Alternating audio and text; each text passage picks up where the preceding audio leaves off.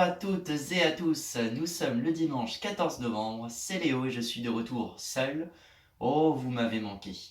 Pour une actualité condensée en 5 minutes de manière simple et amusante. Au sommaire, débat entre les candidats au congrès des Républicains, fin de l'état d'urgence en Guadeloupe, match du 15 de France face à la Géorgie. Sacré programme. Présidentielle 2022. Les 5 candidats à l'investiture des Républicains se retrouvent dimanche soir pour le second des 4 débats qui doivent les départager avant le congrès du 4 décembre.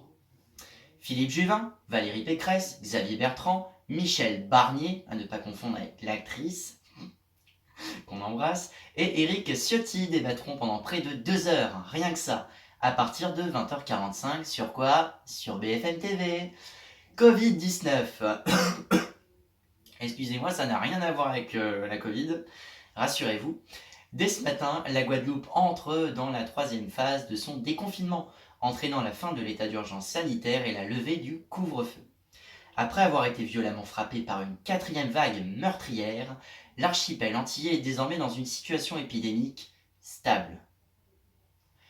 Rugby, 2e test match pour le 15 de France sur France 2. Qui s'est imposé cet après-midi face à la Géorgie 41-15. Bravo.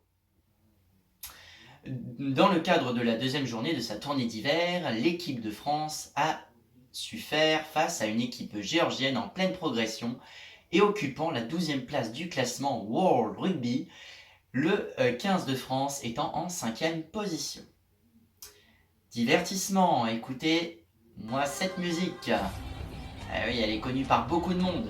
C'est un rebondissement spectaculaire dans l'histoire de l'émission.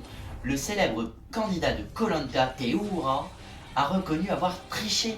Il a admis frauduleusement avoir récupéré de la nourriture à l'extérieur lors du 11e épisode diffusé sur TF1 ce mardi 9 novembre. Selon des informations du Parisien, il n'est pas le seul à avoir profité de ces repas. Le petit coquin.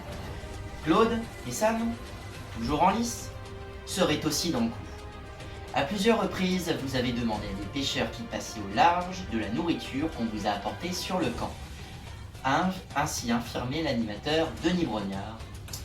Et à la fin, il n'en restera qu'un, eh oui, comme chaque année. Ah On passe à la question du jour, le sondage, eh oui. Approuvez-vous le conditionnement du pass sanitaire à une 3e dose pour les plus de 65 ans ?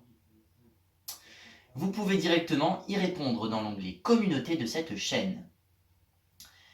L'événement du jour, on fête la journée mondiale du diabète.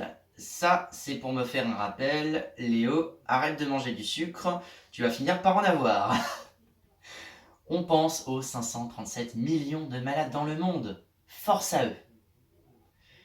Voici la météo de demain. À surveiller les averses orageuses autour de la Méditerranée, tandis que la neige tombe en abondance sur les Alpes en frontière italienne. Le ciel reste bouché sur les Pyrénées.